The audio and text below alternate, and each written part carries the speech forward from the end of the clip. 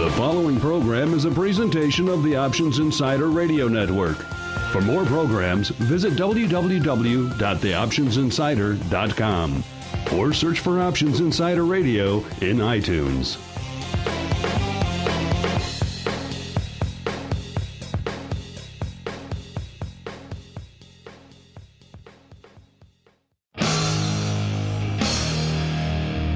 And now, it's time for the show that breaks down the options market. From unusual activity alerts to market updates and trading strategies. If it involves puts and calls, then our all-star panel will break it down. It's time to hit the Option Block with your host, Mark Longo from theoptionsinsider.com and co-hosts Mike Tosaw from KnowYourOptionsInc.com and Mark Sebastian from OptionPit.com. The Option Block is brought to you by Options Express. Don't spend time worrying about your broker. At Options Express, security, stability, and account protection are the most important responsibilities to our customers. Secure account access, enhanced financial protection, entrusted with over $7 billion in customer assets, established financial stability. Options Express lets you trade with confidence. Stocks, options, and futures, all in one account. Trade with a specialist. Visit optionsexpress.com/OXradio to open your free account. Options Express is a member of FINRA, SIPC, and NFA.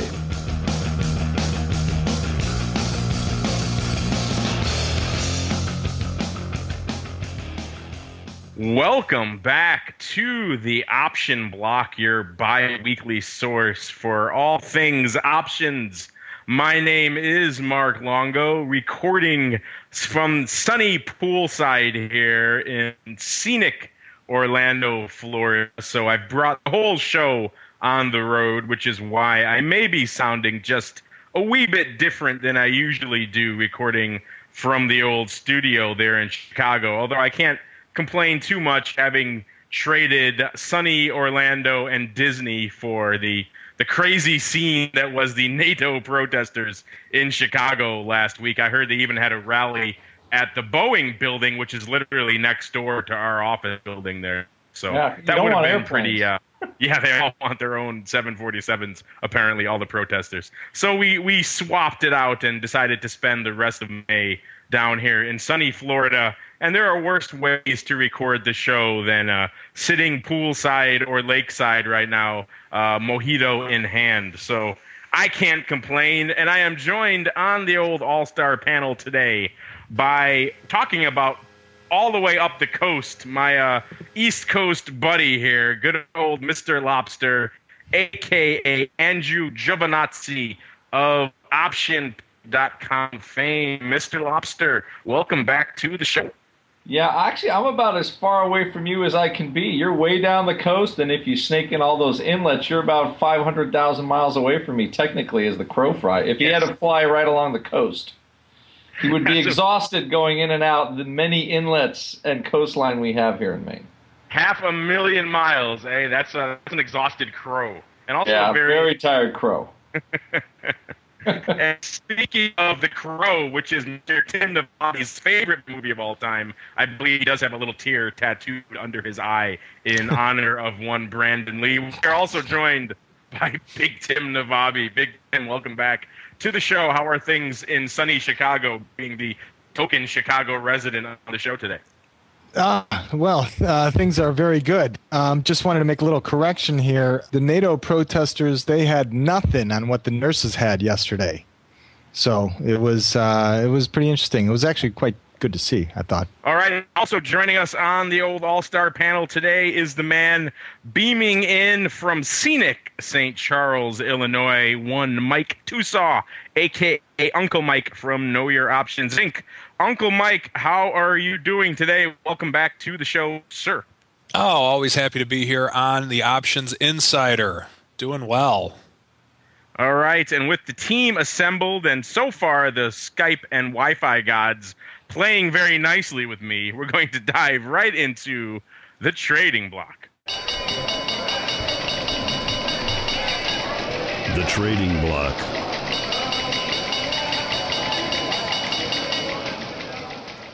All right. right, and welcome to the Trading Block. This is, of course, the portion of the show where we run down what was trading, what was moving the old markets today.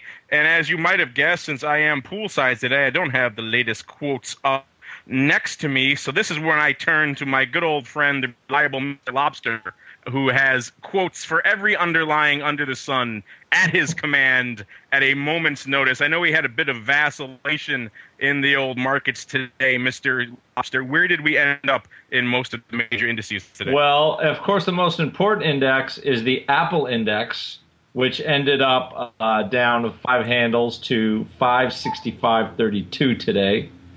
The almighty, that other rinky-dink index, the S&P 500, closed up a whole $1.82 to 1,320.86. Not much going on there.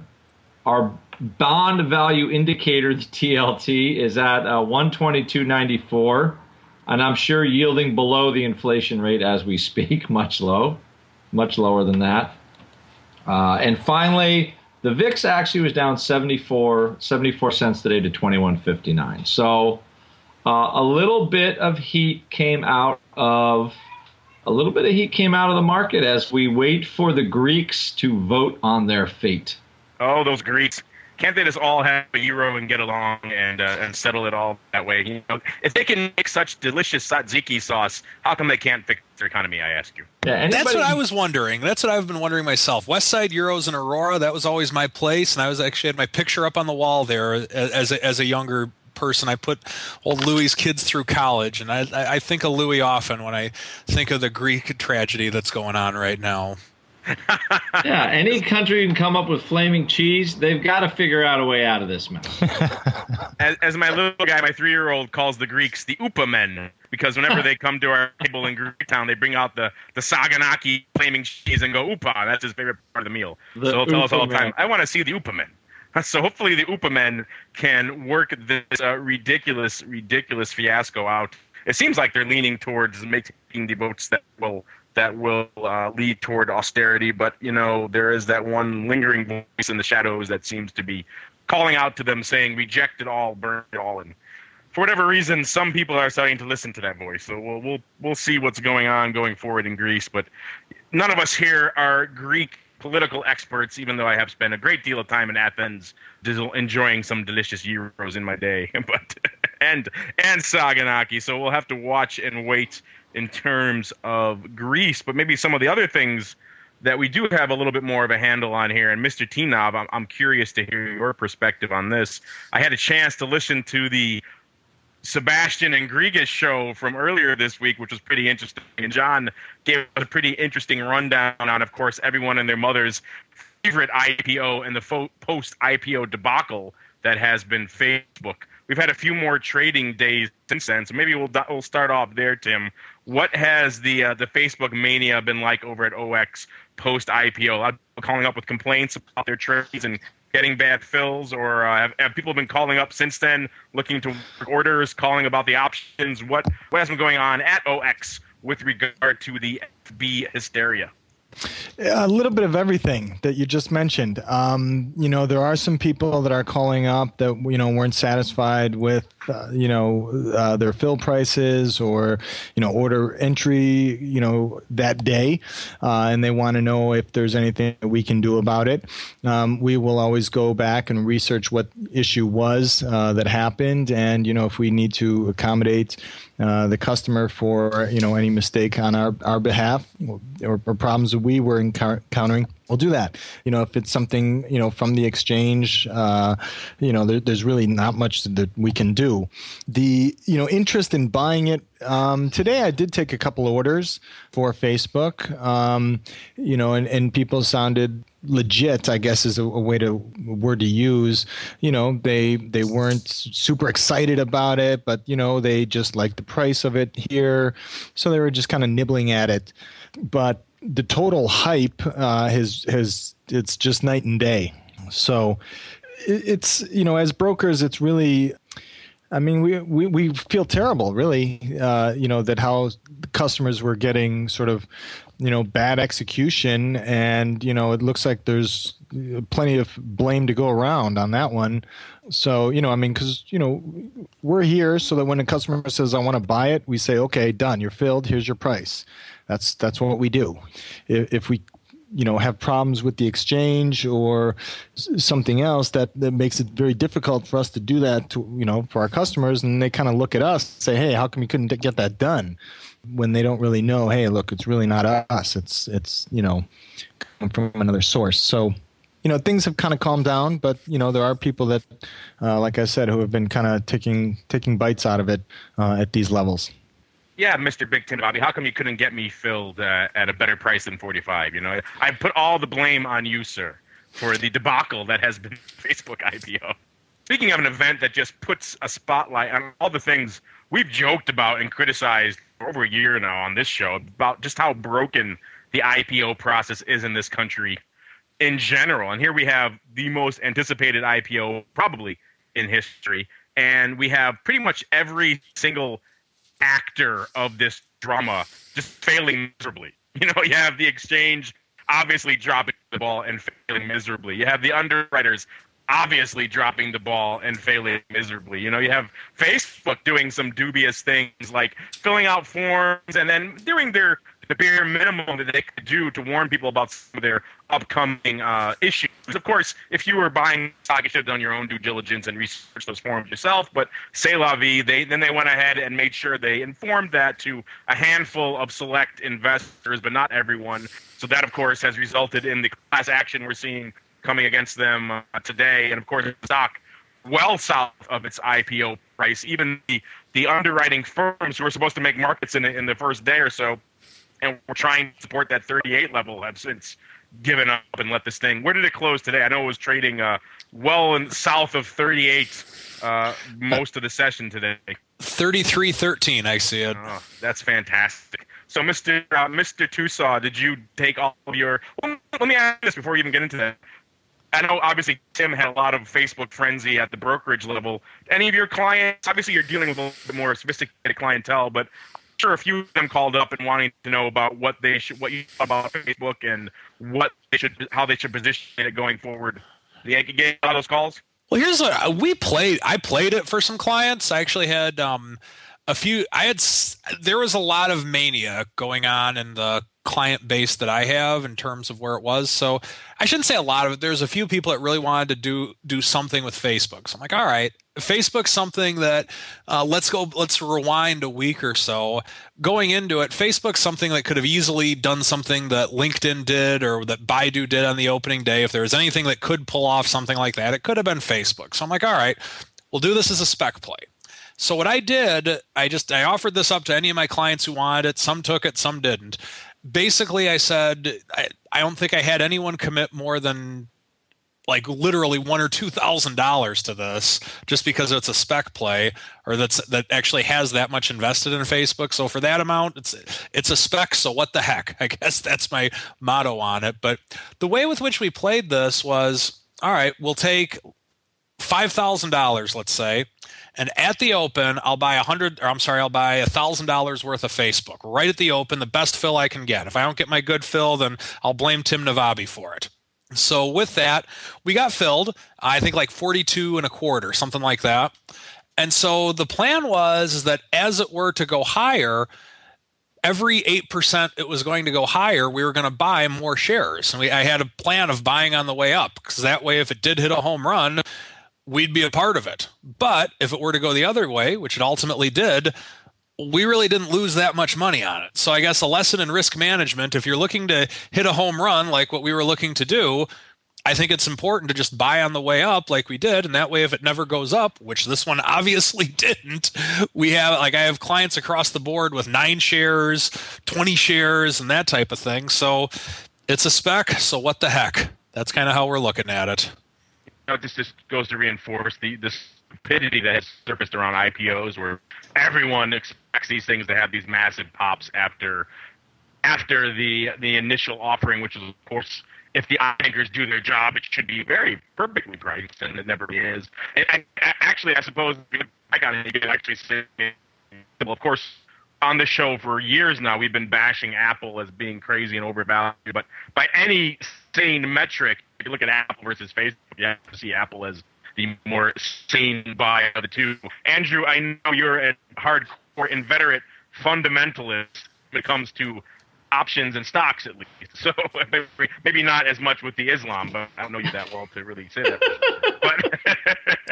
But religion aside, I know Facebook probably just makes you squirm from a fundamental perspective, but it had to be a pretty interesting teaching tool, I think, for a lot of your students, particularly as we approach the options launch and where the options are going to shake out on that. Yeah, I think that it was good because I agree with Mike on that. The best way to trade anything is just to have patience and learn to get what you get. You know, if you go in looking for a home run, normally you'll catch a fastball in the face. So the idea of, scaling in, if that's kind of the plan, you stick to the plan, and you can't care about the results that much right away. So Facebook, this is my only thing with Facebook.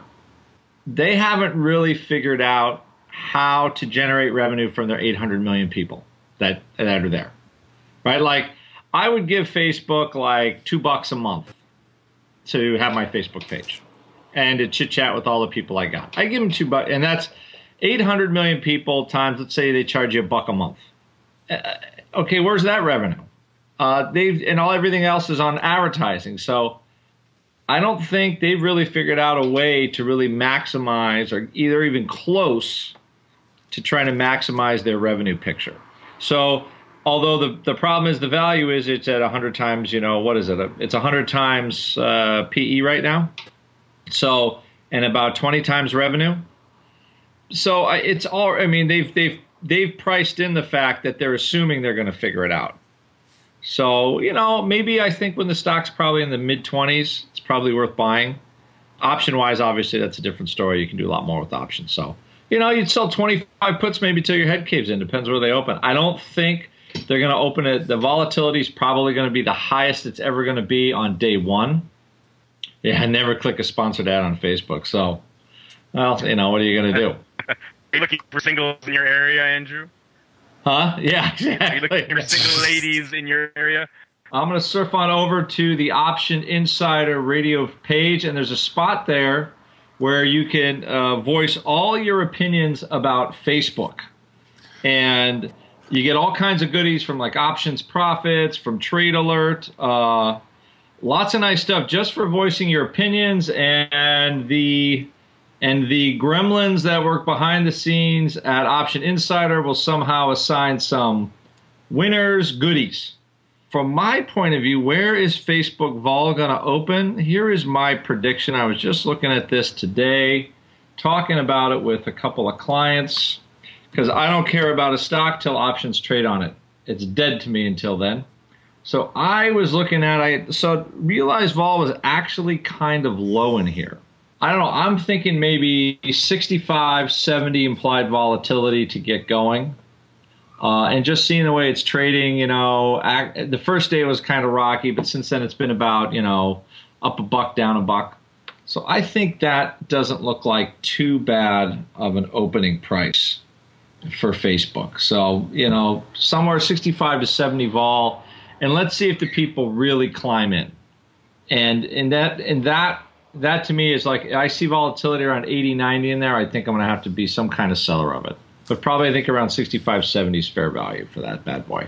So, Andrew, I was looking at that survey we're doing over there with our friends at the street and Trade Alerts. And if listeners want to participate in that as well, by all means, surf on over to theoptionsinsider.com, and you could click on the Facebook options survey link and give us your answers. And if you're the lucky winner, then you win all kinds of fun prizes. And I was I probably shouldn't give my answer, even though you already gave your answer, so I'll give mine.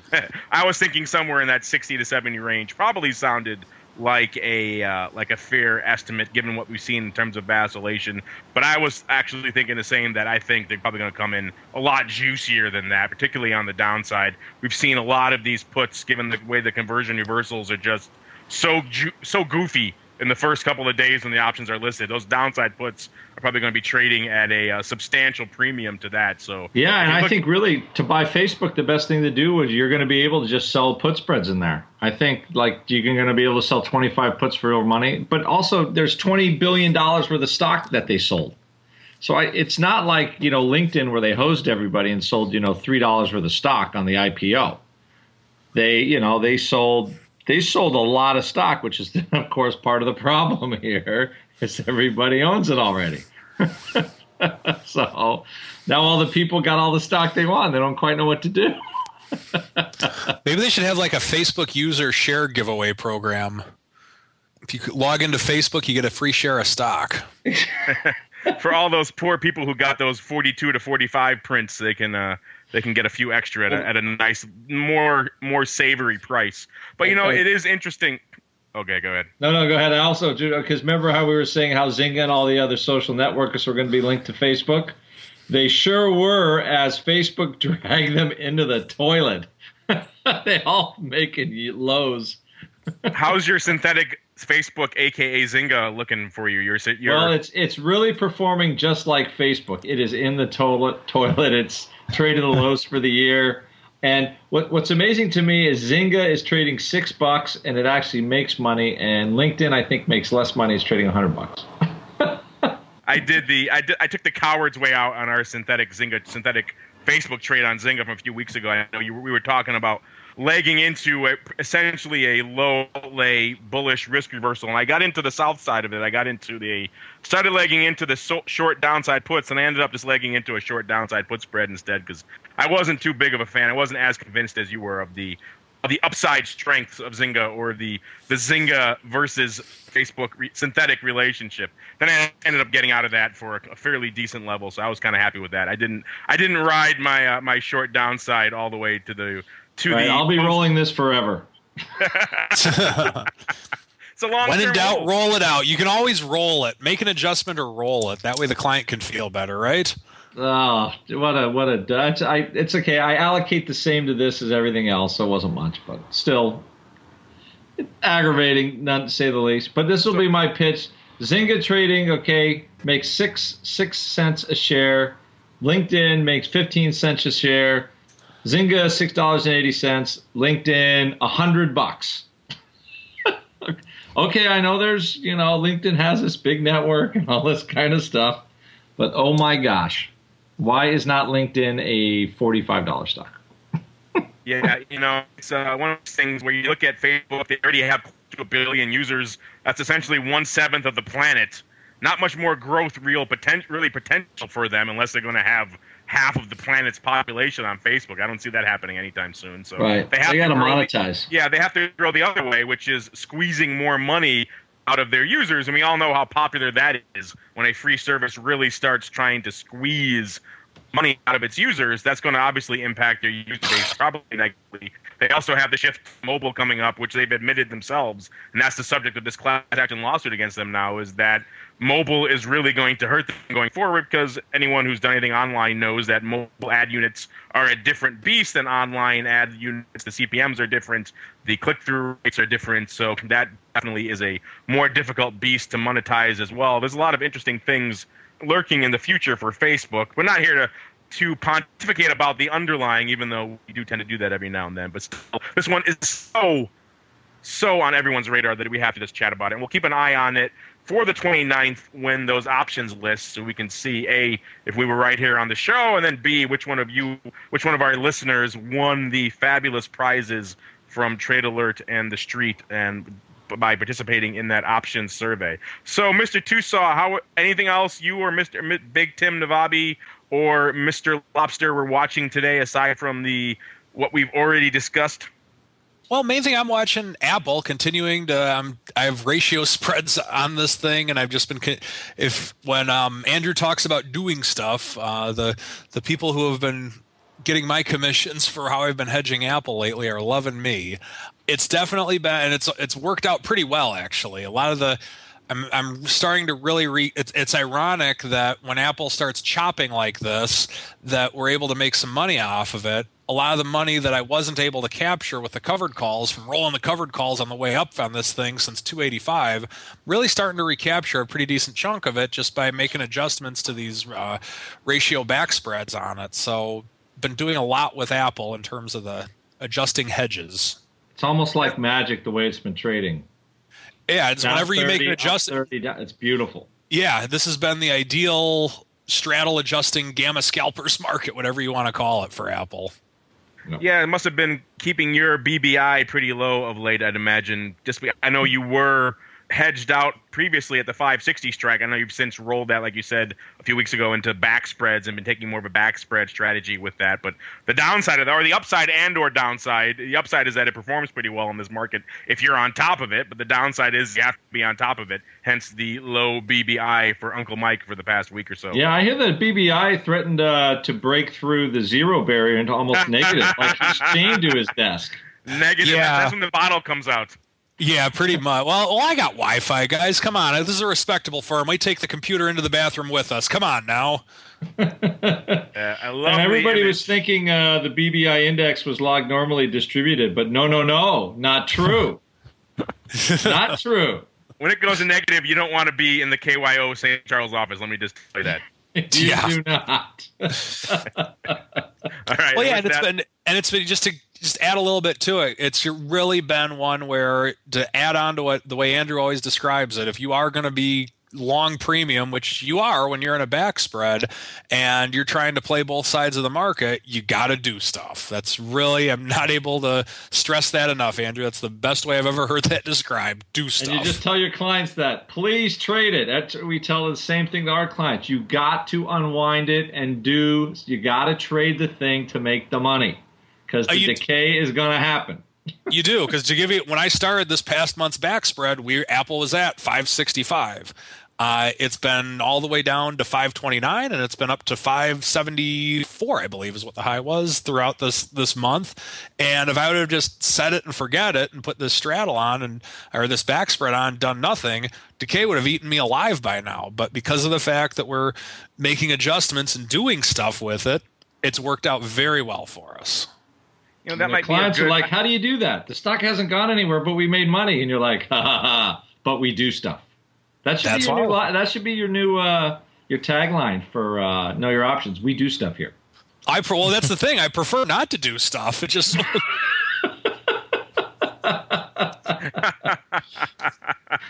I'm sure just all your buy clients... the stock, collar it, and forget it. So he can go back to watching football. I know it's wrong.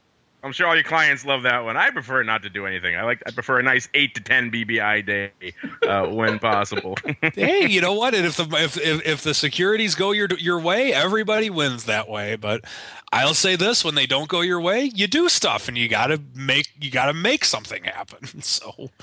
All right, and that is going to do it for the old trading block today. And now we're going to dive right into the odd block. It's time to break down the most interesting, unusual, and downright questionable options activity that's been identified by theoptionsinsider.com. It's time for the Odd Block.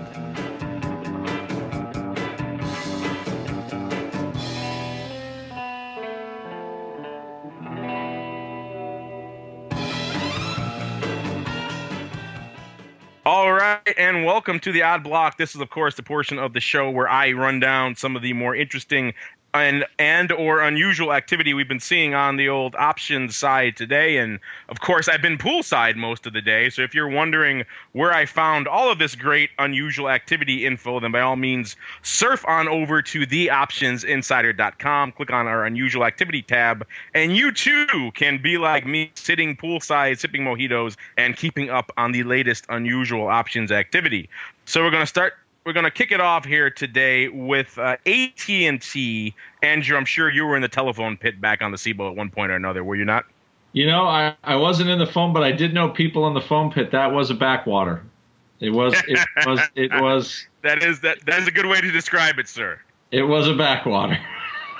You can always tell you're in a hardcore old school SIBO where you were talking to, and they say, "Oh yeah, I was in the phone pit." They called it phone or yes, telephone. Totally. You're like, man, what century are you from? You trade phone?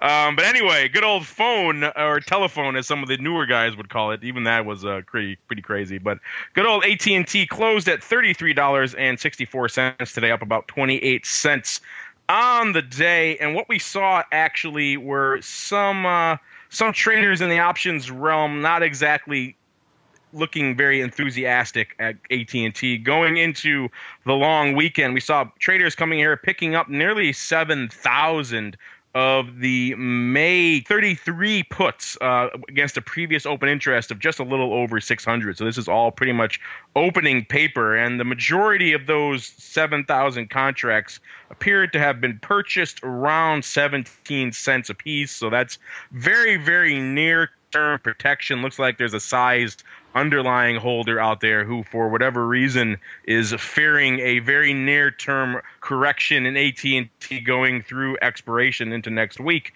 And looking at so a lot of bears flocking into very, very near-term protection here in AT&T. Next up, we have FXE. That's the Currency Shares Euro Trust, and then we have a similar story here, maybe not as near term, but a lot of bears piling into FXE as well. We saw a lot of people opening up downside and bearish positions in FXE yesterday, and those trades were, of course, pretty sizable winners going into today. We saw people yesterday picking up about 1,000 of the May 125 puts for about 16 cents, so a similar price level to what we were talking about a few minutes ago in AT&T as well. These same contracts just before mid-session today were trading for about 60 cents a piece because FXE gapped down a bit today. So you got a nearly 4x return on your investment.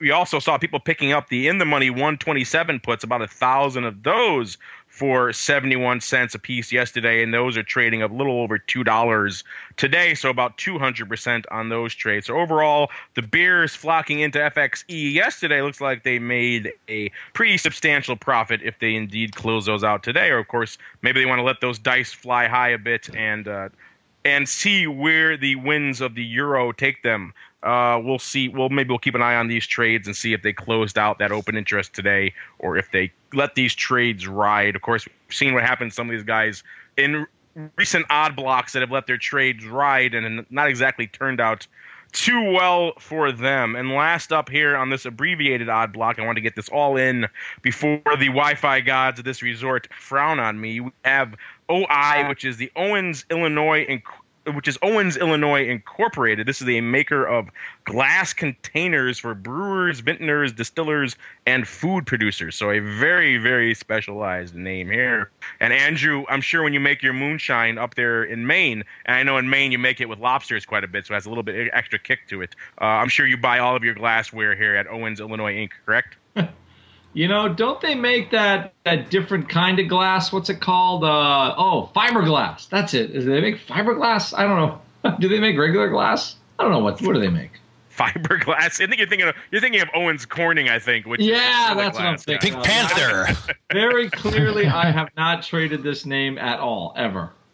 I'm amazed we found a name that you never stood in the pit of at any given time of your career. Why would I care to trade a stock that just makes glass? Who the heck cares about that? There's no sex appeal in that. Well, there's no volatility in them options. Apparently, the market agrees with you because not from a volatility sense, but from a sexiness sense. Because this thing's down about a quarter of its value over the past month. It was trading south of 19 as of the middle of the session today, 18.95. Not surprisingly, though, what we've seen quite a few times in the odd block in the past is that people taking advantage of these dips to try to catch a bounce in the underlying, and we're seeing someone doing that here, driving most of their activity out in the August expiration month, so giving themselves a little bit of room to run here for this name to pop. But we saw about 3,500 of the AUG 21s being picked up today versus open interest of just 4 contracts before today. So all new opening paper today. The bulk of these appear to have been picked up for about 88 cents. So this guy needs good old Owens-Illinois to gap up nearly 16% by August for these puppies to start making some money. Nevertheless, someone looking at the chart here, maybe a inveterate buyer of Owens-Illinois, and says, this is far too cheap. I need to scoop some AUG 21s here in OI. So we'll keep an eye on this one as well, put it on our longer term view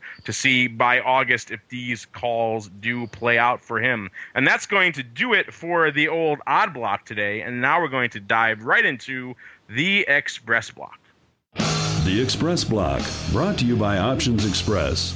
Options Express lets you trade where and when you want for every level of trading. From advanced charting, free daily trading ideas, and free educational resources, Options Express is the online broker for all traders.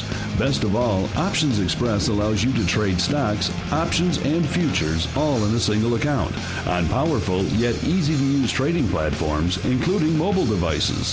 Visit optionsexpress.com/OXradio for your free account. Options Express is a member of FINRA, SIPC, and NFA. All right, and welcome to the Xpress Block. This is the portion of the show that I like to call the break block, because I get to take a break from speaking for a few minutes, and I let Mr. T-Nov run with the show. So, Mr. T-Nov, I haven't had a chance to chat with my birdies today, so I don't know what you're going to talk about. So it's as much a surprise to me as it is the listener. So, Mr. T-Nov, what do you have in store for us today, sir? All right. You guys were talking earlier about Apple. I just wanted to say that was our second most active stock traded today on our board. So, number one was SPY, Apple. Number two, nothing else. As far as everything else was an index, believe it or not. Gold, volatility, Qs, and the rut. So that's quite interesting. I mean, Apple was the one to be with today. I've got something else here I want to talk about, but real quick, I just wanted to go over, you were talking about, again, what else were we looking at, or I just wanted to kind of go over some of the commodity markets because they have definitely been volatile. And, today we saw, crude oil sort of put a halt there at around the 90 level. Crude oil was up over 1%. Gold was up 1559.70. Corn was down 582. Soybeans were up 1379. And then that euro, 125.34. So that's kind of what we're looking at here. Again, are these commodity markets, are they going to sort of stop their fall, or are they going to just kind of pause here for a little while? And that kind of brings me into my next conversation real quick, is that, I took a phone call today from somebody that wanted to buy some silver futures or silver options, and he wanted to go way out to December 2015. That it was a good conversation, because he just couldn't believe that there really wasn't any liquidity in the options, and didn't really want to take the risk in the futures with such a high margin there. I was trying to really kind of point out the SLV, the GLD, the IAU, and trying to give him some of that benefit. And he said, no, I really want the leverage. I don't want those. So, he said, what do you suggest? What do you recommend? And I said, well, really what you've got to do, is be where the crowd is. And he said, well, I want to be out in 2015, and, I don't want to buy an option, for 2013. And, I said, well, let's just take a look here. So, we went over some prices, and going out to like December 2013, we finally found some options with some, decent open interest. There were some decent bid asks there, some little bit of volume, not much, but it was there. So, he felt a lot better. And, then he even just decided, hey, I think maybe I'll do some vertical spreads. And I said, really, now you're talking. The execution of those is a little bit of a different story, but again, you really want to be there, be where the crowd is, not go way out, even if that's your time frame. And I told him, I said, you just got to, go to those 2013s, and when the time is right, or, when you start to see some more action in some of those farther out options that you want, then, you can go ahead and make your move. So I guess that's, kind of what I just wanted to talk about today was really, stick with the crowds. A lot of times if you're trading, really far out options in futures, because, you have a lot of execution risk when you try to go way out there. So, that's an interesting point. And I had a similar discussion with some family members recently, actually, who were asking me about ways to get seriously long-term, like your customer there, long-term long oil. and they didn't want to dive into the futures, and we looked at some various ways to do that, and we looked at USO, and we looked at options, and it is a daunting prospect for a lot of these commodities where if someone has a long-term viewpoint, there aren't many good ways to really express that viewpoint without encountering all the issues you just described, like being completely destroyed on the bid-ask spread, or having to worry about rolls and the futures, or all these other niggling issues that come back to really haunt you. It'd be nice if there were some better ETFs that could help take advantage of that sort of thing, but of course an ETF has to deal with some of those same issues. You would hope that they would manage it better and be able to take advantage of and be able to avoid some of that roll risk and not pay all the premiums that go into that. But you're right. If you're someone right now who has a very, very long-term, let's say, bullish outlook on, let's say, oil, or let's say, well, SLB is a bad one because silver is a bad one because SLB is there, but oil or some of these other commodities where there aren't many other alternatives except for the futures and the options on the futures, it really is a difficult prospect to try to find some way to express a long-term viewpoint on that without really screwing the pooch from an execution perspective and all the other issues that are involved with that. So yeah, interesting topic, Tim, and maybe one we could revisit down the road a little bit, because I know a lot of people that we see, particularly talking to some of these active retail users, that's one of the reasons why they flock to the ETFs. It's just easy to put that in your account and to hold it for an extended period of time. And maybe that's not the ideal way to do that, but still from an ease of execution perspective, it pretty much is for them. So interesting topic, Tim. Yeah, real quick, I just want to say, early in the conversation when I was talking to him, he really didn't give me too much information about himself. And, he says, really sounds like you don't want to think about or recommend or, advise or making, executing any of these orders for way out in time. What's one of the reasons? And I said, well, reminds me of Facebook.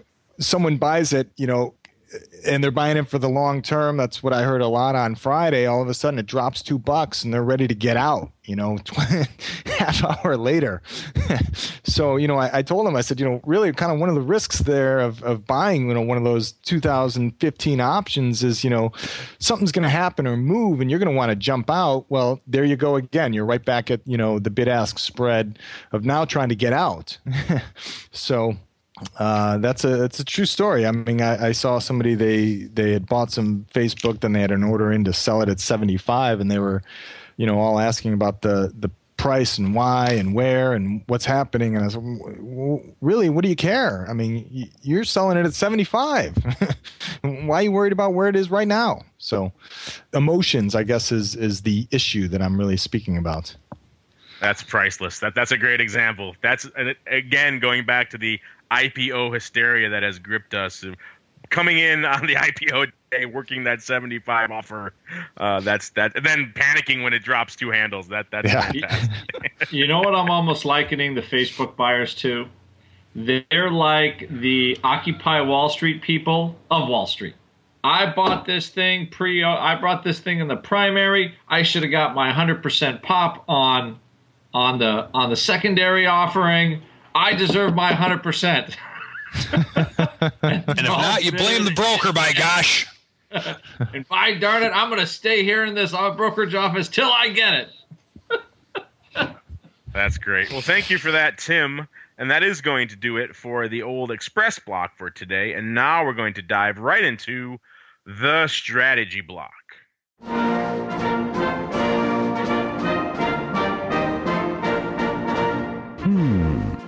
The Strategy Block.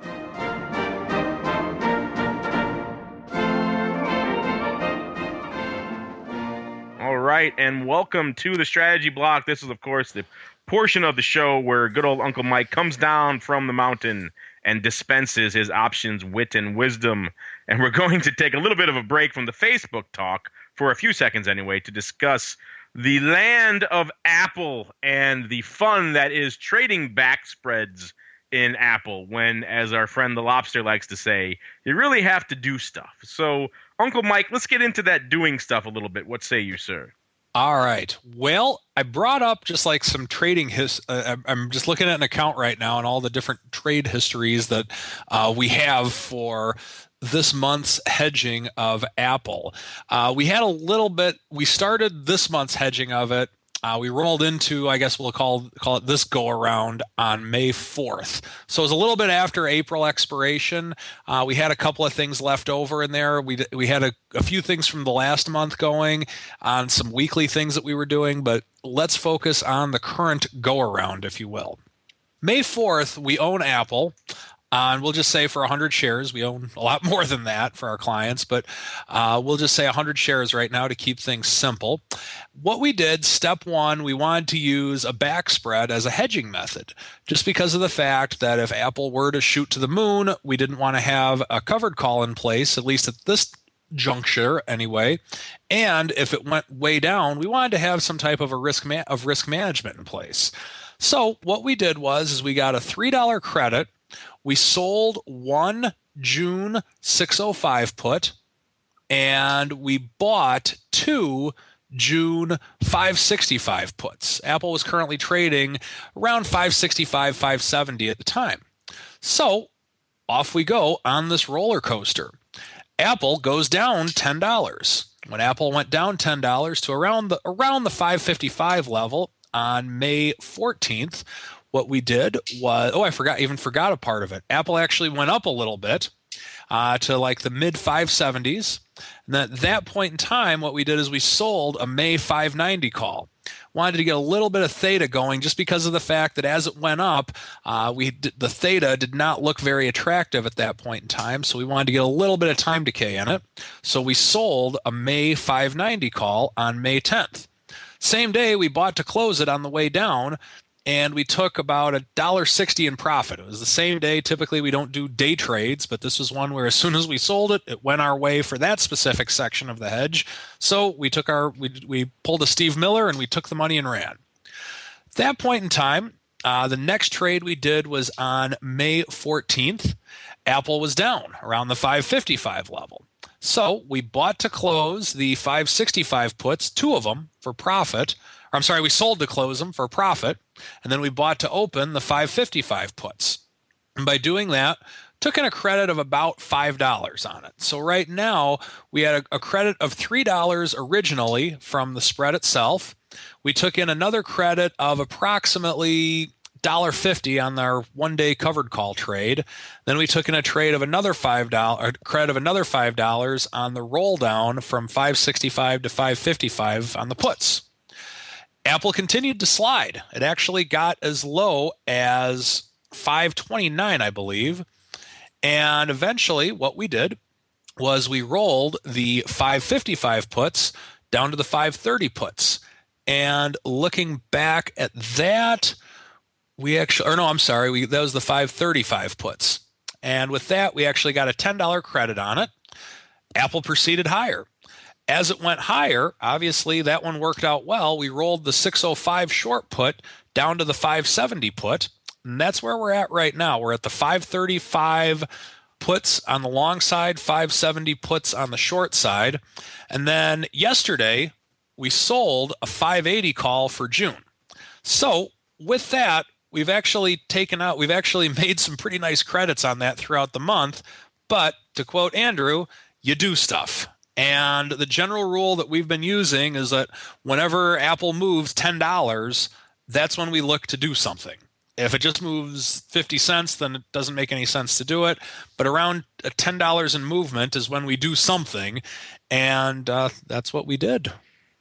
Uncle Mike, thank you for that. That was a very interesting alternative approach to Apple. You know, we've talked about collaring Apple time and again on this show, and certainly that's a viable approach. But in this kind of a little bit more choppy, a little more vacillating marketplace, maybe collaring isn't exactly the right approach. This is an interesting alternative way to do that while still retaining your underlying and taking an alternative position, which is, of course, that ratio back spread you had on there. I suppose you can call it ratio back spread with a covered call kicker. The kicker we've only had the kicker on for probably about 3 different days. So we haven't done much with it, but it's been a kicker. You're right. It's a kicker. And yeah, you get called out of those levels, you're not too upset, and you can always readjust from there. I mean, if Apple gaps up that quickly, you're looking pretty good on that spread anyway. And his back spread, the put 1 by 2 collapses. Now that's what Apple's one of the few stocks where that 1x2 works because there's enough room between the strikes and there's enough movement. For that 1x2, you need the stock to move. And obviously, Apple has been holding up its end of the movement bargain. That it has. Since you had about $100 range over the month of May. Yeah. Yeah, kind of hard. That's textbook. Textbook doing stuff. Kind of hard to execute that on a sub $10 name, I would think. That sort of no, not the right position. Then you have to go back to option pit position school where we spank you.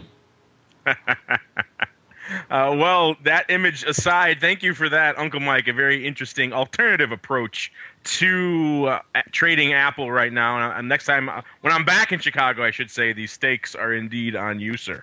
All right, and that's going to do it for the strategy block. And now we're going to roll right into Around the Block. Around the Block.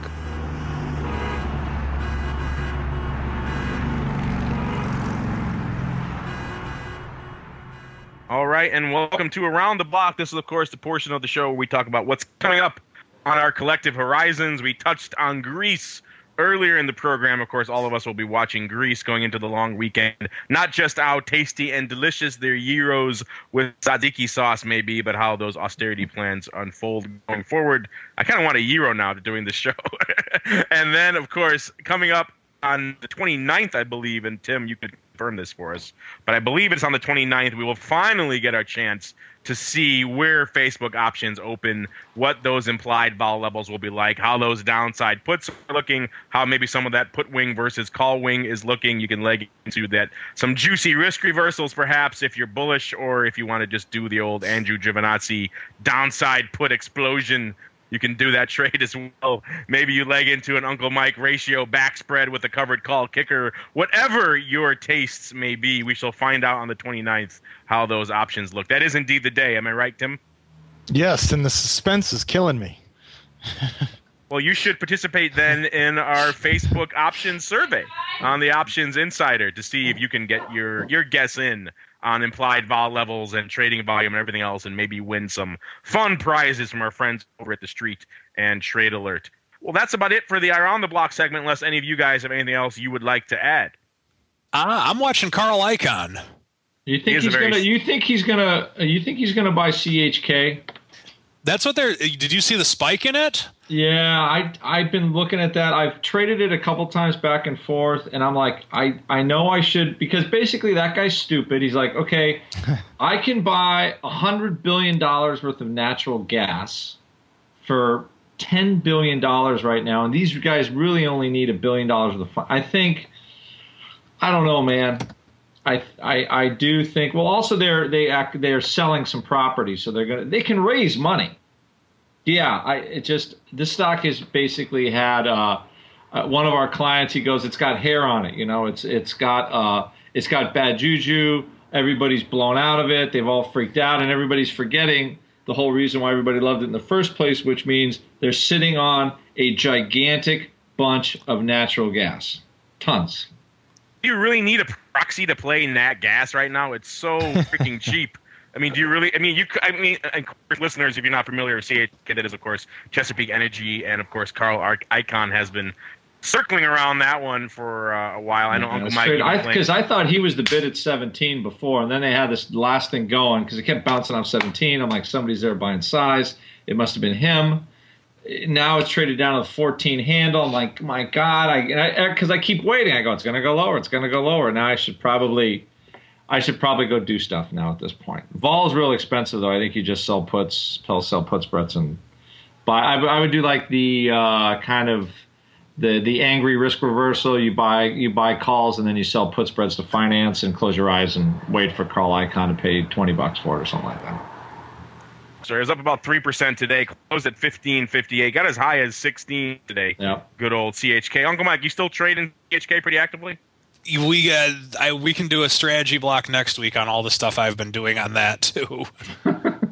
All right, so maybe that'll be, listeners, stay tuned for next week's option block. We can get into all sorts of fun ratio backspread talk with Uncle Mike and his put/call kickers for a CHK. But that is going to do it for the Around the Block segment. That's also going to do it for this episode of the Option Block. I want to thank my cohorts, my partners in crime, for joining me on the show today. And before I return to my sipping of mojitos by the pool, let us discuss what each of us have going on that may interest and or intrigue our listening audience. Starting off with you, Uncle Mike Tosaw, what is coming up in the land of KYO, aside from perhaps some of the more obvious things that have been going on there of late? Continue to go to our website, folks, knowyouroptionsinc.com, and continue to check out our newsletter, The In the Know. There's a lot of exciting things going on. Keep in touch. Yes, definitely keep in touch with the boys at KYO, particularly if you're a client of theirs of late. A lot of interesting stuff going on in KYO land, and we shall just leave it at that. And next up on the old Around the Block plug section, we have Mr. Lobster himself. Andrew, I believe you are approaching the date of your great option pit Cubs extravaganza. Extravaganza, the week of June 13th, that 13th, 14th, or is it 15th, 16th? Yes. Where we're going to do mock trading. We're going to go to the Cubs. We're going to do all kinds of stuff and teach people how options trade. How we learned as little whippersnappers when we were little wet behind the ears boys coming out of college. God, that was a long freaking time ago. We also have a webinar. Speak for yourself, sir. I am 24. Yes. Our webinar weeklies part 3 will be June 13th. These have been well, they're free, but they've been sold out, so they've been fully attended. Where we're trying to actually, now that the SPX is going to list weeklies, I think it's changing the way, changing a lot of the way people are going to trade these bad boys. So it's a very interesting development. And this is funny. The SIBO is going to list more products that people like to trade. I want everybody note to self. I think that's a good idea. They should do it in Apple too. Just list those every week, weeklies. Boom, boom, boom, every month. Just keep those things, keep them humming. They really need to adopt the way that they do it on the futures option side and list the. That's what they're doing. So. That's what they're doing. They're finally doing that? Yes. Oh, they just announced that. Yeah. Thank God, because that's something I've been beating that drum on forever about how it is such a more nuanced way to trade that product rather than have this kind of ring the starting bell, let all the premium sellers flock in once a week kind of thing that they've been doing now. I mean, people wonder why everyone just sells those things. It's because you list them like idiots, and you pretty much you're waving a red flag to the bull. Whereas, the futures option stuff, you get the whole strip, you get the whole month at a time. You can trade front week against third week and fourth week. You do a lot of interesting things with that. That leads to absolutely. Well, the thing too, it's better case. for the public because you can trade spreads. You could trade, 1 week, 3 week spread. It's a lot better for a risk control. I mean, you could also go as crazy as you want, but I think there's and realistically, the long theta trade is better in a lot of cases, not all cases, but it is digestible, and having those contracts available makes it a little easier. I like to personally take credit for all that because I've been beating that drum forever. So maybe I'm personally taking credit for that. At least I told you it happened. Like, where were you? That's one of those things where, they announce it when I'm on vacation just as an extra slap in the face to me. But c'est la vie. Good news to ponder while I'm down here sipping my mojitos. And last, but certainly not least, Big Tim Navabi, what is coming up in the land of OX? We have a webinar with Russell Rhodes on June 5th at 3 o'clock Eastern. Advanced Index Options Trading is the title. So I think that's a very good webinar. And I think it will be very good, I should say. All right, and that is going to do it for this episode of the Option Block. We, of course, want to thank all of you out there for downloading and streaming and subscribing to this program and making it such a success. And we'll see you next week right here on the Option Block. Become a part of the Option Block. Just visit www.theoptionsinsider.com/forum to post a question for the hosts. You can also submit questions to twitter.com/optionblock or leave a voicemail at 312-544-9356. Make it interesting and your question just might make it on the air.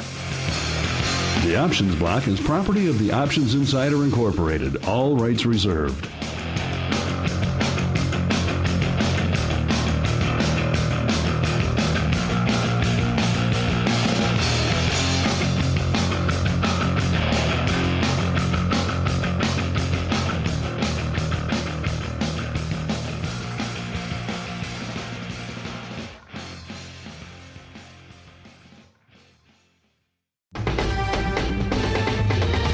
preceding program was a presentation of the Options Insider Radio Network. For more programs, visit www.theoptionsinsider.com/radio or search for Options Insider Radio in iTunes.